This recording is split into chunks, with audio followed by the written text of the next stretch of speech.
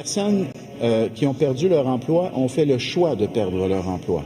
Elles ont fait le choix de ne pas respecter la loi et donc, c'est leur décision. Elles auraient très bien pu accepter de retirer leur signe religieux pendant les heures de travail et si elles l'avaient fait, si elles avaient respecté la loi, elles auraient toujours leur emploi. Ça, c'est non.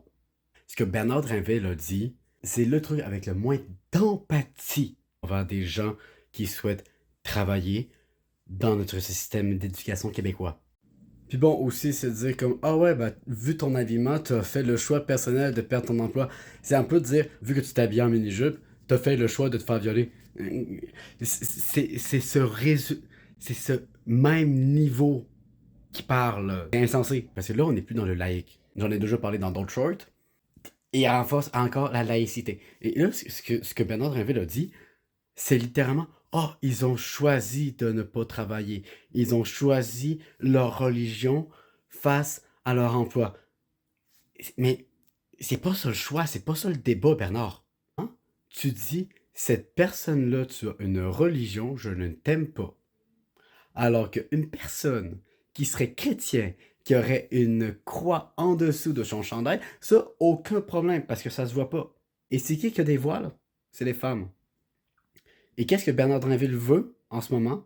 C'est juste de contrôler le corps des femmes en disant retirez votre voile. Parce que le gars, il a peur. Il a peur de ceux qui ont un visage non découvert. Il s'est fait traumatiser à l'Halloween, je sais pas, là. Vous l'avez pas lu, le projet de loi 94. Moi, je l'ai lu.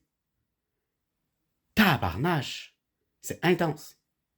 Tu sais, quand, genre, même un conducteur de bus scolaire ne peut pas avoir un voile ou un signe de religieux distinctif, il va dire un voile précisément, il va dire objet religieux ou il va dire visage découvert en tout temps. Ça voudrait juste dire qu'en ce moment, une personne qui est dans le terrain de l'école qui fait -30, qui a un foulard puis une tuque sur la tête, il serait illégal en ce moment. Et techniquement, une femme voilée, elle a son visage découvert en tout temps. Un voile, c'est pas du prosélytisme. Tout comme la croix qui était sur le mur du Salon Bleu, tout comme la croix qui était sur le mur de chaque classe dans les écoles secondaires. Tu voyais ça, ça faisait partie du décor, that's it. Donc Bernard, je te demande deux choses. Je sais, c'est un peu compliqué. Peux-tu arrêter d'être raciste puis sexiste, s'il te plaît, parce que ça devient lourd, là.